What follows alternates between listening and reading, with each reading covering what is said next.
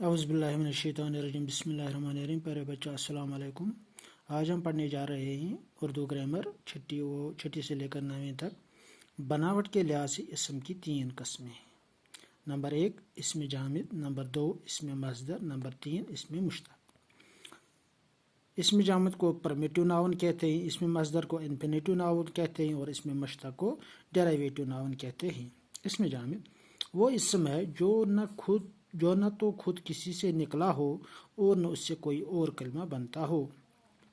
دپان جامد ہسا گو سو اسم یس نہ پان کن مز نیر کی اور نہ بن ام سۭتۍ کانٛہہ کلمہ، مثلا کتاب میز پر ہے، مکان بن رہا ہے۔ اسم مصدر وہ اسم ہے جو خود تو کسی سے نہ نکلے لیکن اس سے کئی دوسرے کلمے نکلتے ہیں۔ مصدر ہسا گو سو اسم یس ہسا کن مز نیر نہ کینٛہہ مگر ام سۭتۍ بنن کینٛہہ بدل کلمہ، مثلا کھیلنے والا سو گیا، اخبار بیچنے والا آیا۔ نمبر 3 اسم مشتق مصدر سے حاصل ہونے والے اسم کو مشتق کہتے ہیں۔ یس ہسا مصدر مز اسم نیر تتھ چھ ونان مشتق، مثلا دوڑنا سے دوڑا، دوڑتا وغیرہ۔ ام پتہ چھ ونان معنی کے لحاظ سے اسم کی 2 قسمیں ہیں، اکھ گو اسم معرفہ، بیاکھ گو اسم نکرہ۔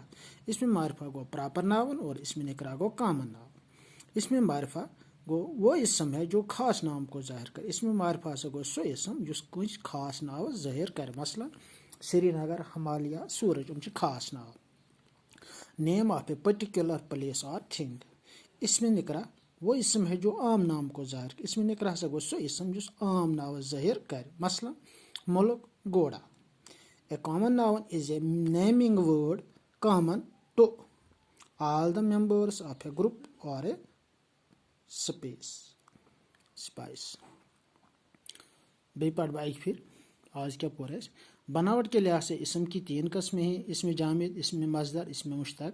اسم جامد وہ اسم ہے جو نہ تو خود کسی سے نکلا ہو اور نہ اس سے کوئی اور کلمہ بنتا ہو، مثلا کتاب میز پر ہے، مکان بن رہا ہے۔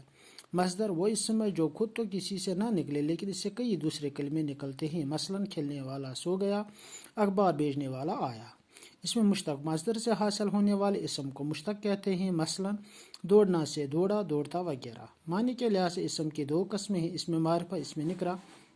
اسم معرفہ وہ اسم ہے جو خاص نام کو ظاہر کرے، مثلا سری نگر، ہمالیہ، سورج۔